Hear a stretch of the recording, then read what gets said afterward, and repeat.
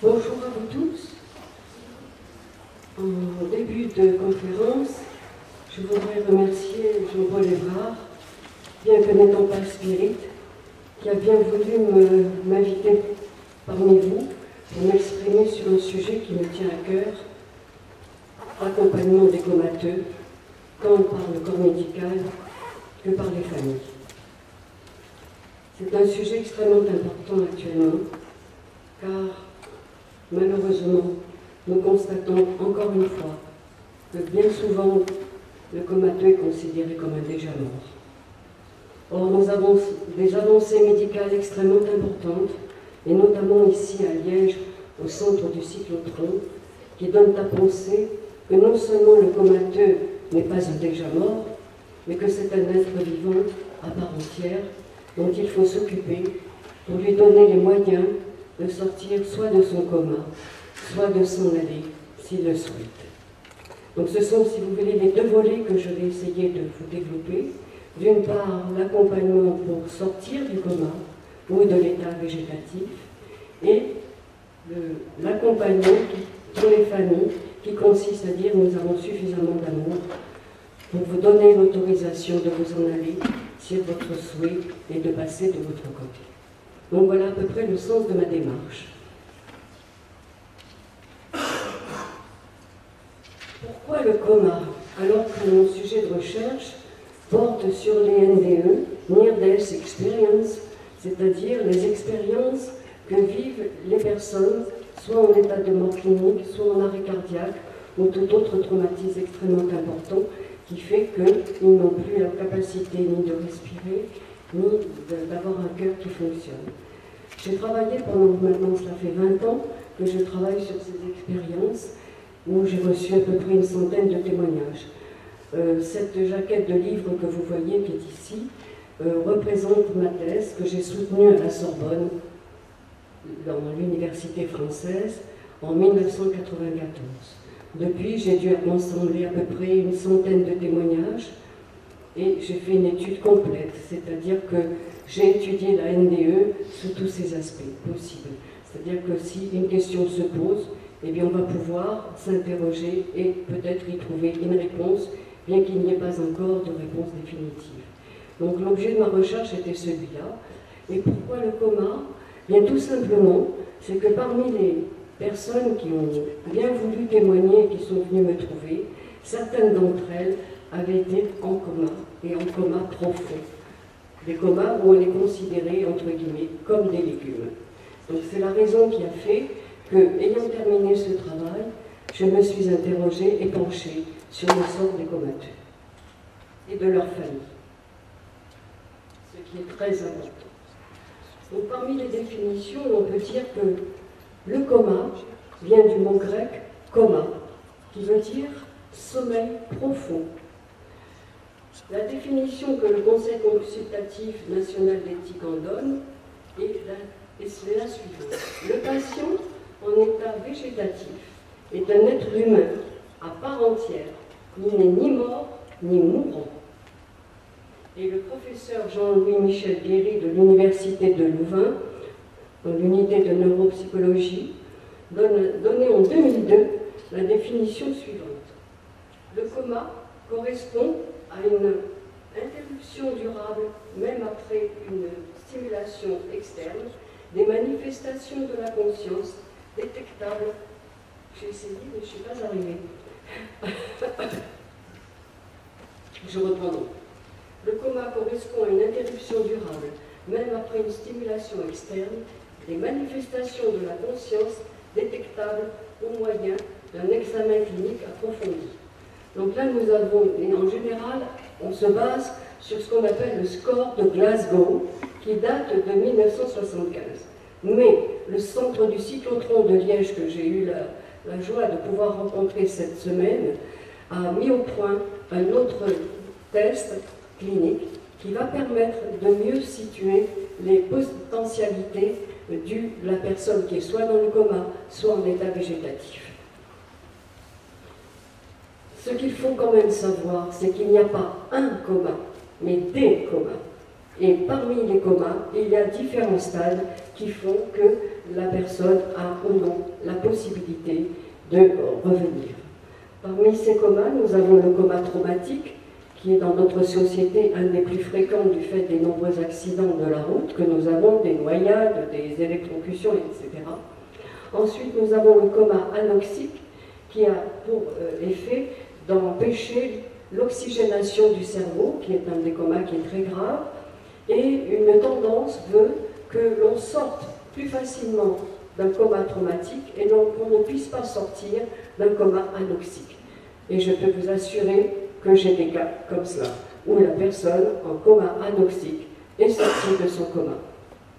Nous avons ensuite le coma toxique, suite à l'absorption de drogues ou de médicaments, puis le coma provoqué, dit iatrogène, c'est-à-dire que ce coma permet au cerveau du patient d'être mis en repos de manière à ce qu'il ne puisse pas, qu'il puisse récupérer et se reposer. Toutefois, le docteur Mélanie Bolly, donc, du centre de cyclotron de Liège, a mis en évidence que malgré cela, malgré les drogues qui sont administrées, eh bien, ces patients peuvent souffrir. Nous avons ensuite le coma, l'état végétatif, c'est-à-dire la sortie de coma, un état qui peut perdurer pendant des années, et enfin le coma de fin de vie.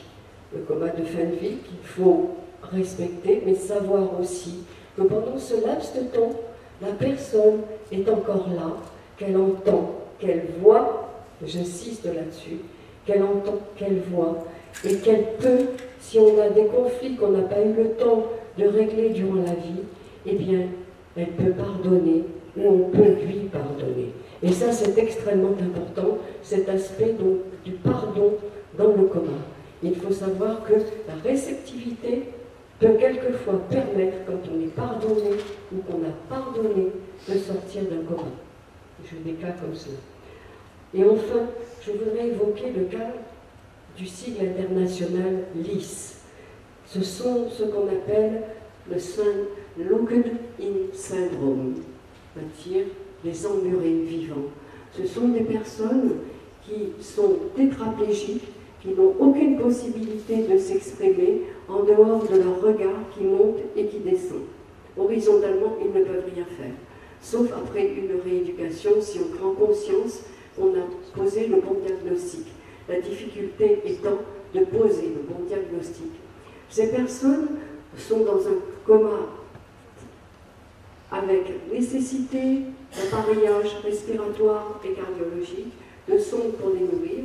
Donc elles sont vraiment, on peut dire, en coma très avancé. Et en réalité, leur cerveau est absolument intact. Dernièrement, à la télévision française, le professeur Steven Lorès, qui travaille au centre de cyclotron de Liège, a évoqué le cas de ce jeune homme qui était sorti, donc, qui avait pu enfin être entendu, et dont on avait diagnostiqué après 9 ans qu'il était un lys. C'est dramatique parce que ils entendent tout et ils ne peuvent rien faire. Et c'est pour ça que maintenant, je vais vous demander de participer avec moi. Je vais vous demander, il y a dans la salle des médecins, il y a dans la salle des infirmiers, qui entrent peut-être tous les jours dans un service de réanimation où se trouvent des comateux ou des patients en état végétatif. Eh bien, je vais vous demander, à vous tous, de devenir des patients en état végétatif. C'est-à-dire que vous allez fermer les yeux, vous allez vous raidir, vous allez vous mettre vos mains en position d'accoucheur et vos pieds à l'identique.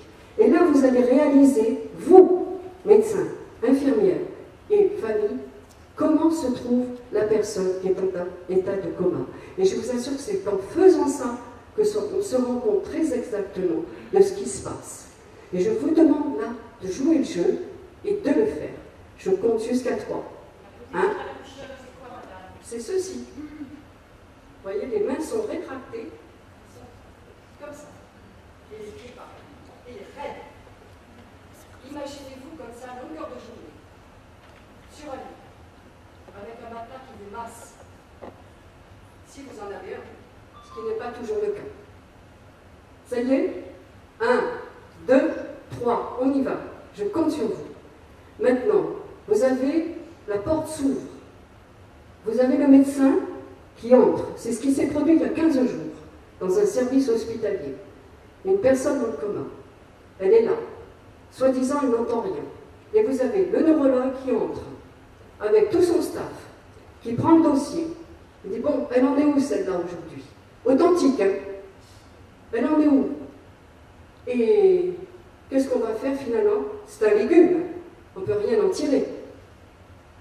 Vous entendez tout, vous comprenez tout. Comment réagissez-vous? Vous comprenez pourquoi je suis là aujourd'hui? Pourquoi je veux essayer de faire bouger les choses? D'accord? Qu'est-ce que vous avez ressenti? C'est ça que je voudrais trouver dans vos questions. Il faut changer les choses. Il faut changer les choses à la fois pour le corps médical, il n'est pas question de quiconque responsable de quoi que ce soit. Mais il faut faire changer les choses pour le corps médical, mais aussi pour la famille. Parce que le constat que moi j'ai fait en tant que psychosociologue, nous avons en France entre 150 000 et 200 000 personnes qui tous les ans sont en état de coma. Et dans tous les services hospitaliers français, en dehors des centres de recherche, nous avons une prise en charge qui est, je ne voudrais pas être exagérée, mais je vais quand même employer le mot de pitoyable.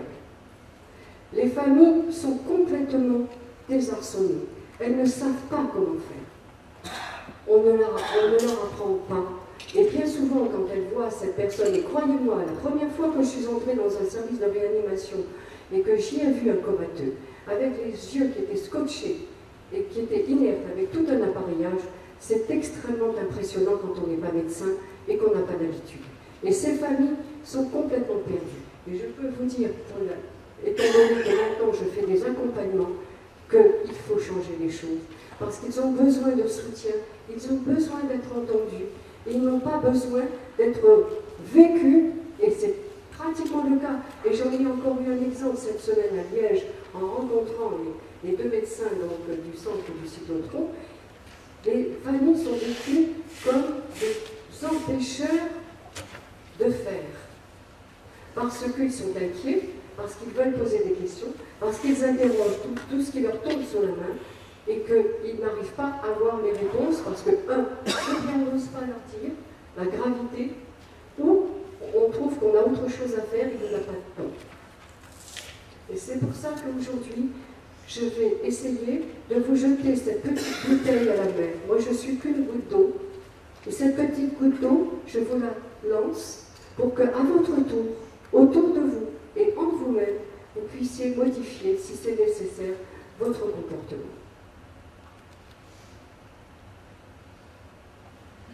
L'image que vous voyez là est un cerveau. Notre cerveau est constitué à 80% d'eau, de molécules d'eau. Et voilà l'image IRM qui est sortie, où l'on voit tout le trajet des nerfs. Spectaculaire, non? On n'a jamais vu un cerveau sous cette forme-là. Eh bien, l'IRM fonctionnel du tenseur de diffusion, c'est ce nouvel appareil qui montre les transformations des synapses et de la matière blanche au fil du temps, en mesurant l'activité d'une partie du cerveau lors d'une tâche donnée. C'est-à-dire que maintenant, nous avons, en plus des IRM structurels, la possibilité, grâce à ce nouvel appareil, de voir la fonctionnalité du cerveau quand on lui propose une tâche à faire, si le comateux ou l'état végétatif veut bien répondre. Nous disposons aussi maintenant encore de deux autres moyens, ce qu'on appelle les potentiels évoqués, qui datent de 1980, et qui permet le diagnostic de la formation réticulée mésencéphalique, qui est le siège de la vigilance. Par une répétition, il faut vraiment qu'il y ait une répétition d'une stimulation de son et de lumière. Puis vous avez un examen qui est plus lourd, qu'on appelle le PET, c'est la tomographie à émission de positrons, par scintigraphie. On injecte dans une molécule du fluor-18, et cette molécule va montrer, par scintigraphie, quelles sont les régions du cerveau qui sont actives. Donc vous voyez, nous avons maintenant des moyens de vérifier l'activité cérébrale, ce qui n'était pas le cas. Et évidemment, ce sont des appareils qui coûtent très cher.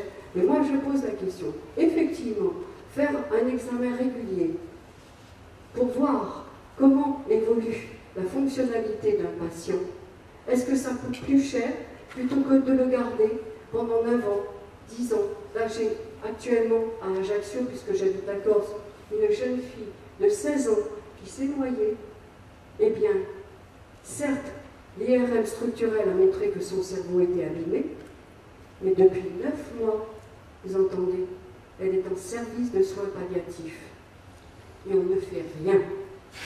Rien. Parce qu'en Corse, nous ne sommes pas suffisamment outillés, donc on ne peut pas lui faire une IRM fonctionnelle. Pour la transporter sur le continent, il faudrait un avion sanitaire.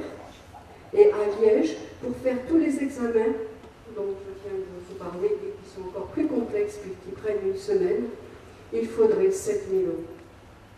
Donc la question maintenant qui se pose, quand je vais rentrer, dans quel état est-elle? Ils l'ont laissé 4 jours sans l'alimenter, elle a résisté, donc c'est qu'elle veut vivre, elle a envie de vivre.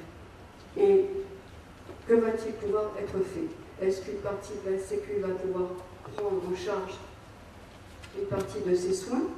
Est-ce qu'il va falloir, si elle se mobilise, parce que c'est une famille très pauvre qui habite dans la montagne, est-ce qu'on va pouvoir créer une association pour essayer de rassembler les fonds qui sont nécessaires? Mais rassembler des fonds pour l'emmener à Liège, pour lui faire subir pendant une semaine tous ces tests qui vont montrer comment fonctionne son cerveau, et puis qu'ensuite ils vous disent, eh bien, désolé, mais le cerveau ne fonctionne pas suffisamment pour qu'on puisse faire une activité fonctionnelle qui va lui permettre de récupérer, et que tout ça aura été dépensé pour faire peur, si ce n'est de savoir qu'elle, c'est irrécupérable, sauf que quand elle va rentrer en Corse, eh bien son lit dans le service palliatif sera occupé, les parents ne peuvent pas la prendre chez elle, et nous ne savons pas comment faire. Vous voyez le dilemme?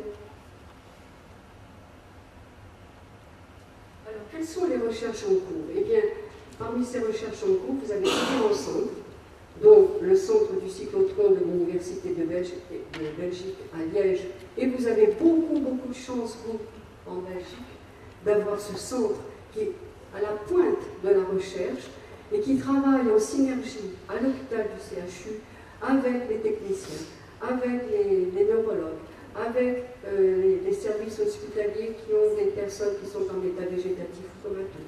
On leur amène de toute la Belgique les personnes qui peuvent tester, et ils font un travail absolument formidable.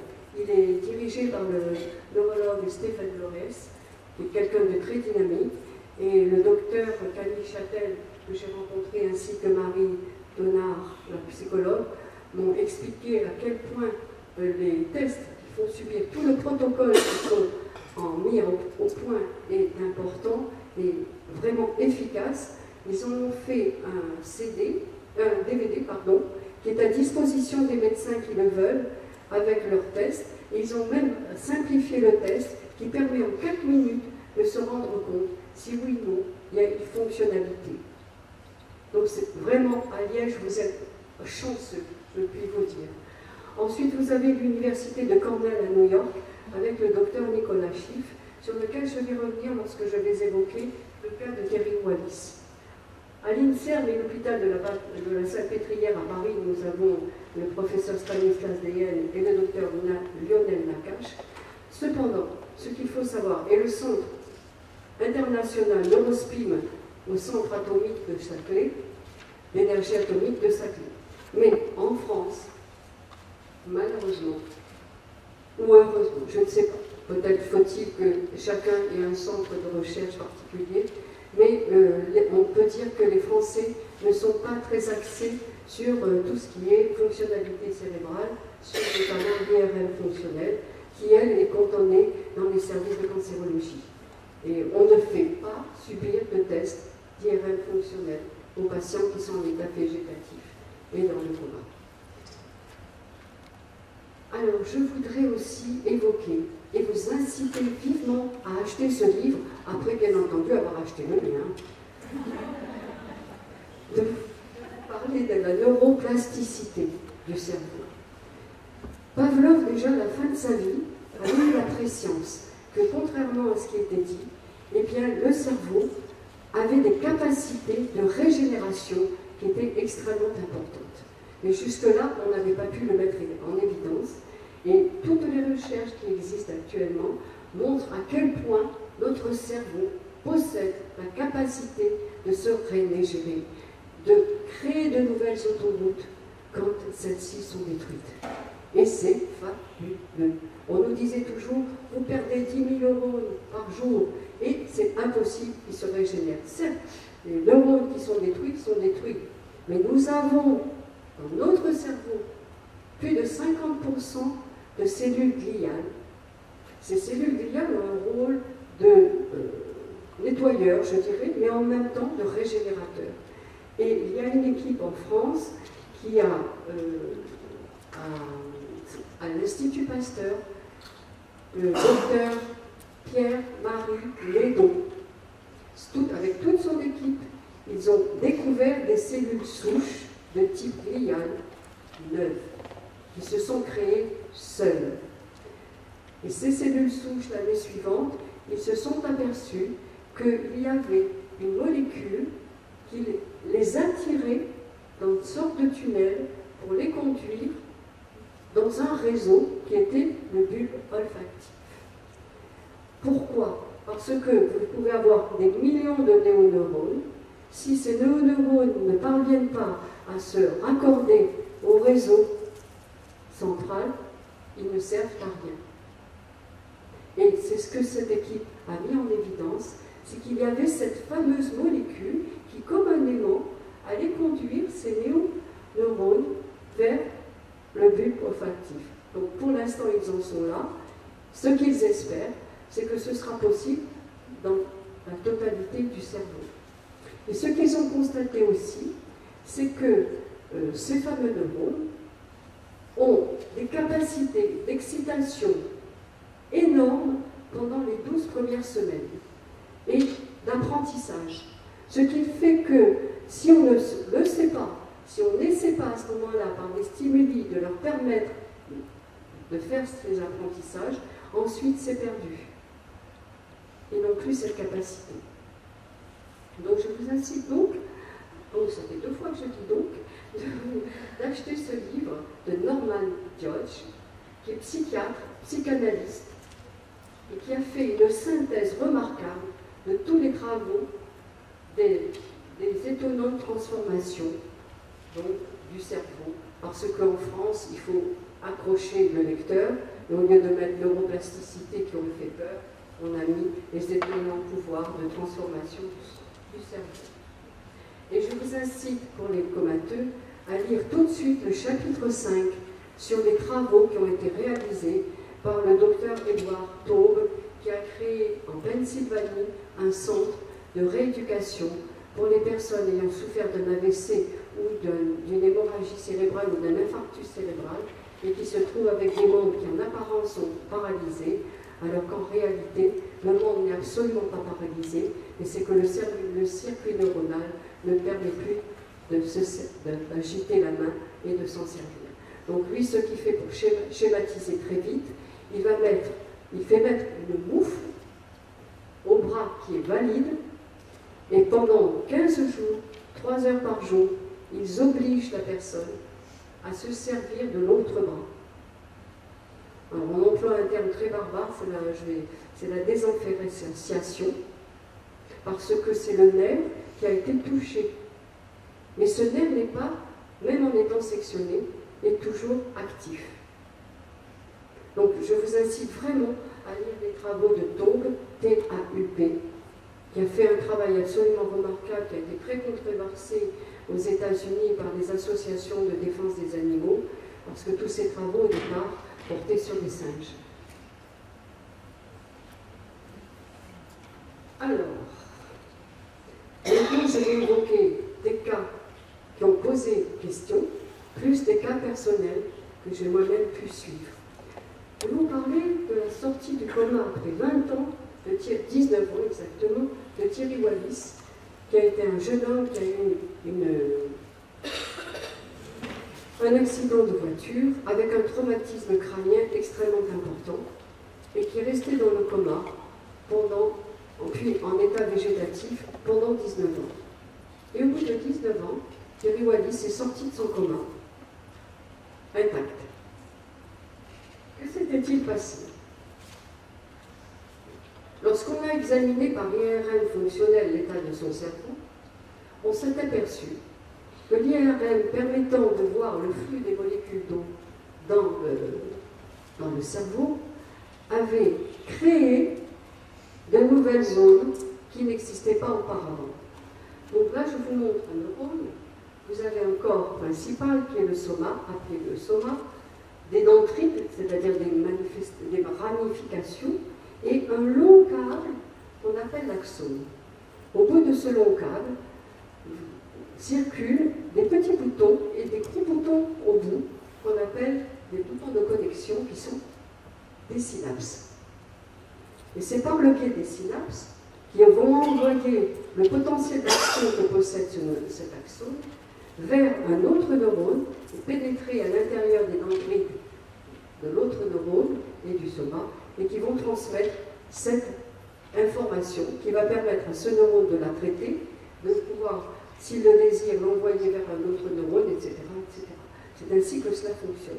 Et en ce qui concerne le Terry Wallis, les neurones qui étaient détruits, mais son cerveau, lui, avait créé de nouvelles connexions.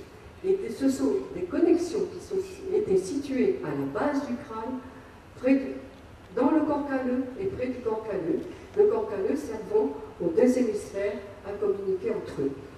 Et cette partie-là n'existe dans aucun cerveau normal. Et pendant 19 ans, sans doute, il avait réussi à créer cette masse de neurones qui lui a permis de sortir de son coma. Et l'équipe du docteur Schiff a permis de mettre en évidence, parce qu'ils ont eu l'intelligence de faire des IRM non seulement à sa sortie de coma, mais 2 mois après et 18 mois après, de suivre la façon dont le cerveau réagissait.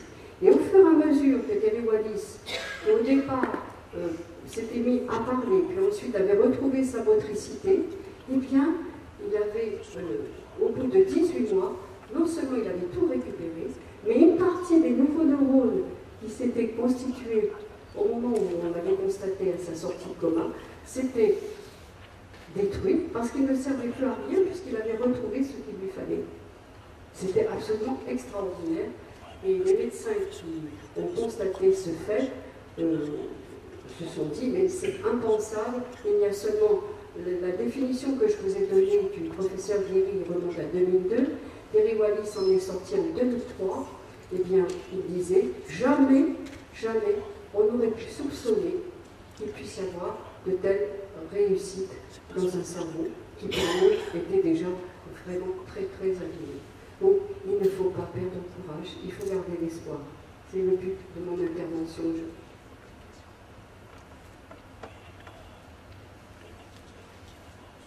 C'est ce que je vous ai déjà expliqué, on va voir comment c'est. Voilà. Le deuxième cas est cité par le docteur Adrian Owen, c'est en Angleterre, à Cambridge. Il s'agit d'une patiente qui avait elle aussi eu un coma traumatique à la suite d'un accident et à qui ils ont montré des photos. Cette femme était dans le coma, elle n'était pas en état végétatif.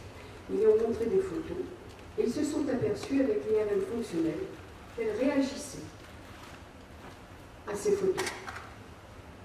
D'où l'intérêt d'en mettre lorsqu'on essaye de faire des stimulations. Et ensuite, ils ont proposé des phrases à cette personne, d'abord des mots simples, puis des phrases un peu plus compliquées. Et ils se sont aperçus qu'à chaque fois, elle réagissait. À partir de là, l'équipe s'est dit qu'il faut que nous fassions quelque chose. Et ils ont fait une stimulation beaucoup plus importante. Et la femme, au bout de 9 mois, est sortie de son coma.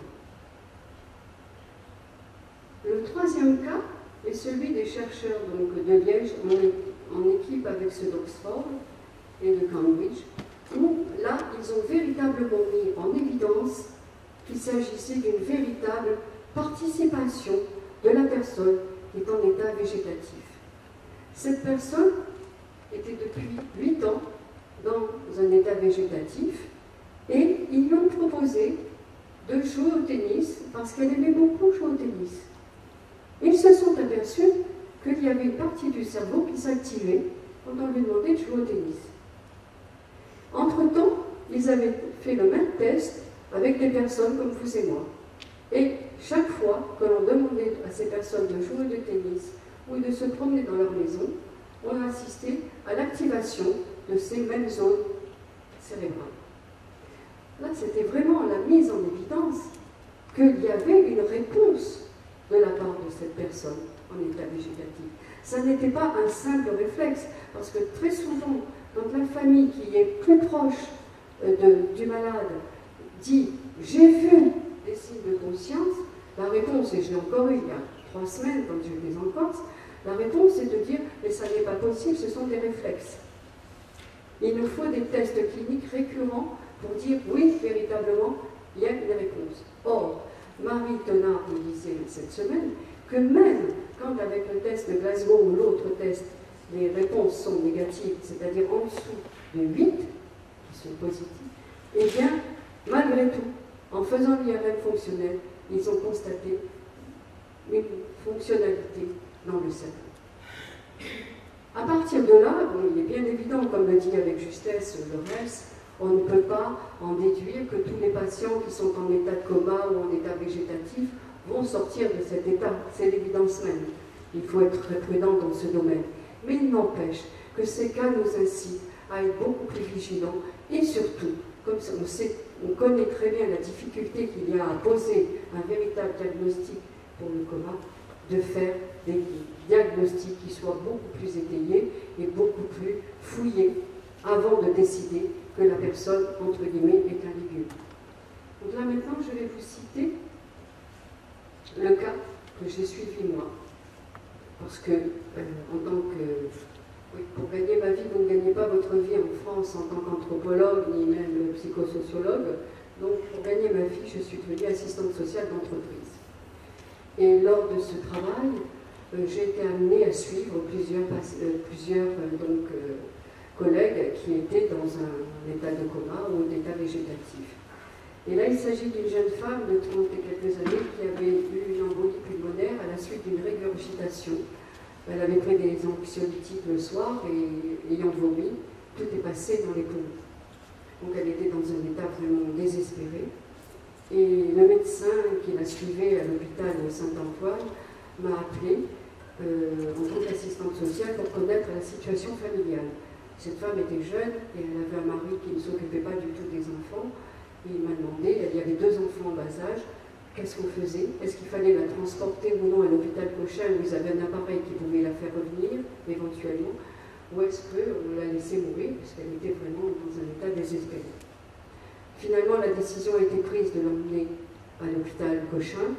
Là, arrivée, de nouveau, la question s'est posée, parce que c'est un appareillage extrêmement lourd, qui demande en plus 24 heures sur 24 d'avoir un personnel qui s'en occupe. Mais malgré tout, là, encore une fois, la décision a été prise de la maintenir à tout prix.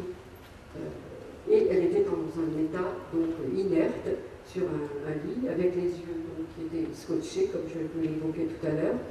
Et pendant 3 mois, cette femme est restée dans cet état, sans bouger, sans parler, sans moindre signe de quoi que ce soit n'apparaissait. Et pendant 3 mois, je suis allée la voir, 2 fois par semaine, et je lui racontais tout ce qui se passait dans sa famille, comment allaient ses enfants, comment ils l'attendaient, comment ils espéraient qu'elle allait revenir. Et c'est là-dessus que je vais insister quand je vais en arriver au soutien des familles. Et au bout de 3 mois, cette femme est sortie, comme ça, comme Terry Wallis, comme vous et moi, intacte. Il n'y avait aucune séquelle, sauf un genou qui était bloqué. Ensuite, j'ai eu le cas d'un ami qui, lui, avait fait un AVC. Donc, nous n'étions pas dans un coma traumatique non plus. Et cet ami me dit, au cours d'un dîner, après avoir fait son AVC et en être sorti, je vais te dire, à toi je peux le dire, me dit-il, parce que tu peux comprendre. Je dis, qu'est-ce qui s'est passé? Il me dit, ben voilà, Lorsque j'étais dans cet état, donc il était totalement inconscient, 15 jours, il dit quand j'ai vu, il ne m'a pas dit quand j'ai entendu, il m'a dit quand j'ai vu moi, compagne qui m'avait quitté, et mon fils, venir me voir tous les jours, et que je me suis rendu compte à quel point il m'aimait, je n'ai pas voulu leur faire ça, et je suis revenue. Il s'est assis sur son lit, il a pris la potence, il est sorti dans le couloir avec. Et s'est trouvé nez à nez avec l'infirmière qui le suivait, qui, elle, a failli à ce moment-là avoir une syncope. Malheureusement, sa compagne, qui s'était remise avec lui, est décédée 1 an après. Et lui, comme son cœur était très très fatigué, eh bien, il est mort 1 an après. Mais c'est vous dire ce que peut faire l'amour et ce que peuvent faire les stimulations, même si en apparence, il n'y a aucune vie. Là, je vous évoquais depuis tout à l'heure, le cas de cette jeune fille en état végétatif à Ajaccio, donc elle s'était noyée, et ça fait maintenant 11 mois qu'elle est dans cet état que j'ai évoqué tout à l'heure. Et enfin, je voudrais vous parler de ce petit enfant de 3 ans, dont la famille m'a contacté il y a 15 jours, qui a fait un AVC à la suite de ce qu'on appelle l'ampoule de Galien. Il a fait une hémorragie qui était très importante. Normalement, il aurait dû décéder lorsqu'il était à l'état fœtal.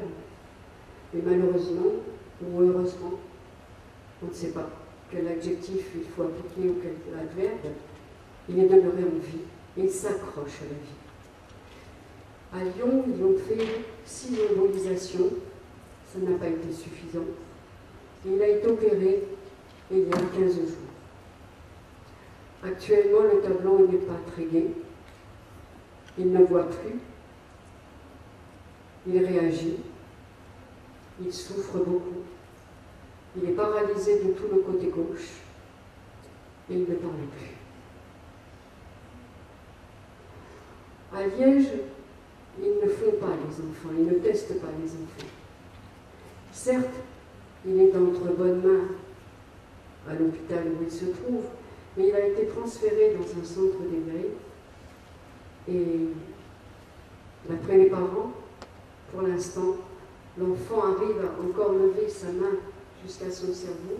Il pleure énormément pour montrer qu'il a mal. Et je pense que dans l'immédiat, ce qui compte avant tout, ce n'est pas une stimulation, c'est d'essayer de soulager cette souffrance. S'il souffre pour sortir de son coma, oui. De son état végétatif plutôt, oui. S'il souffre pour rien, quelle est la bonne question? Quelle est la bonne réponse? Ensuite,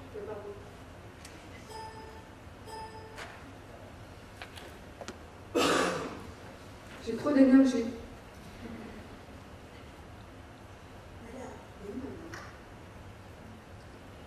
La dernière.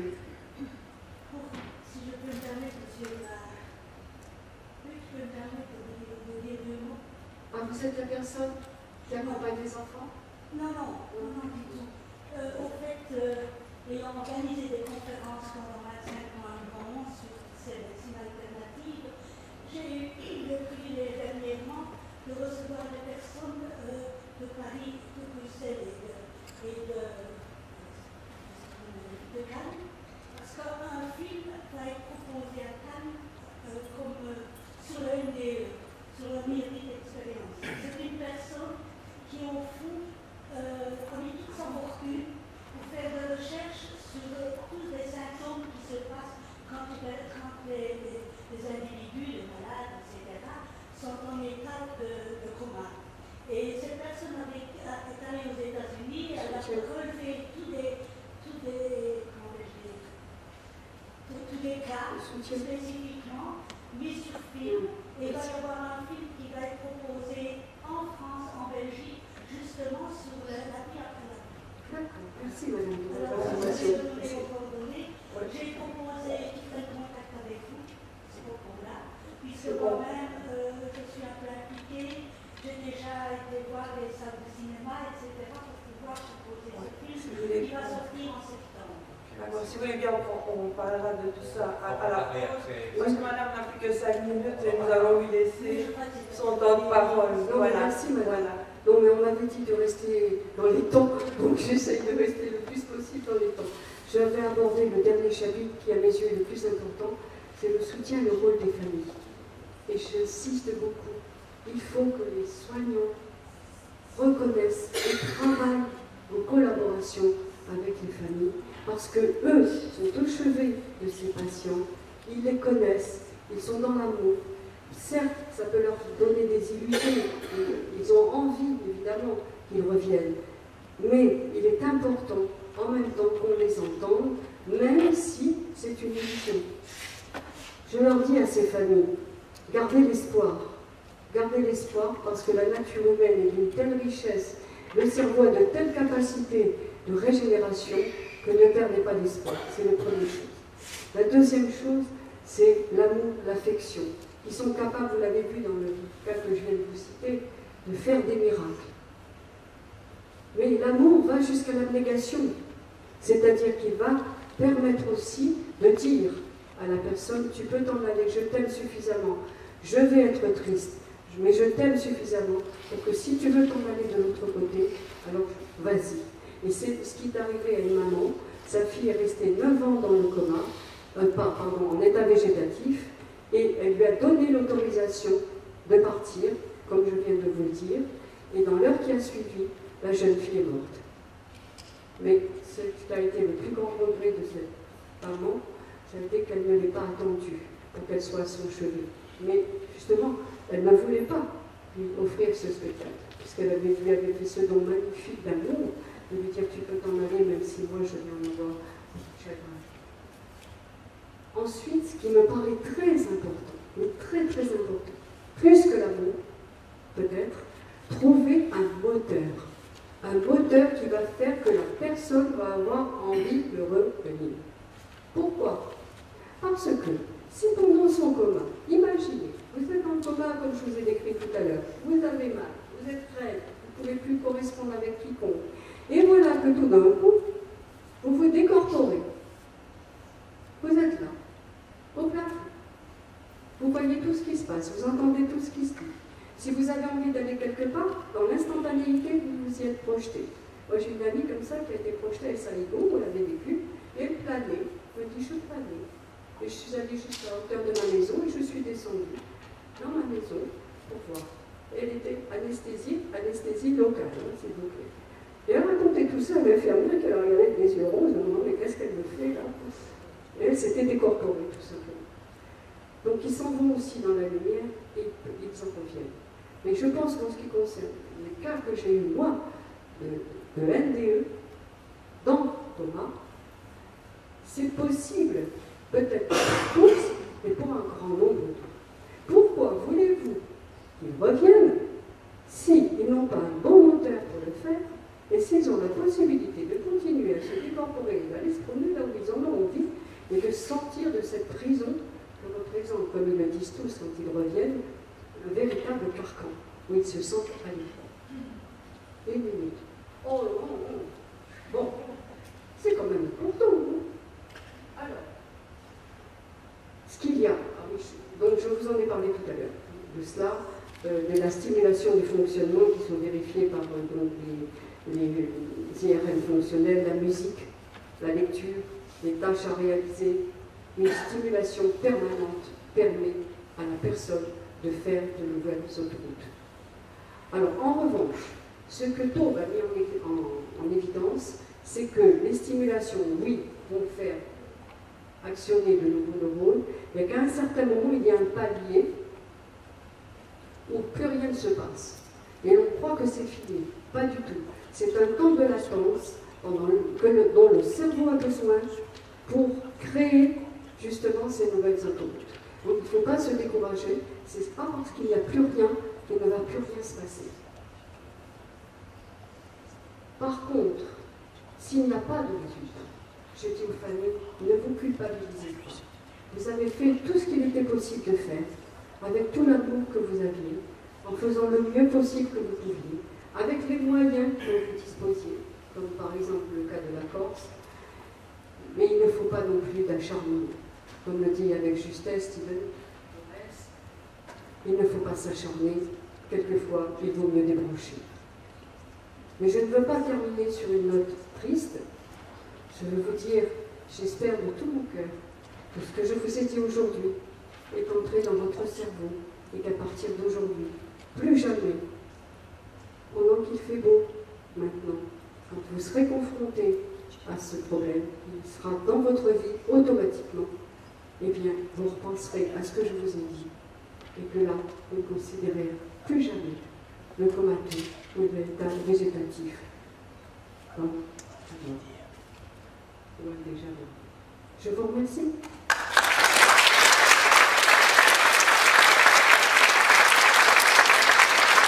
Merci beaucoup, Madame.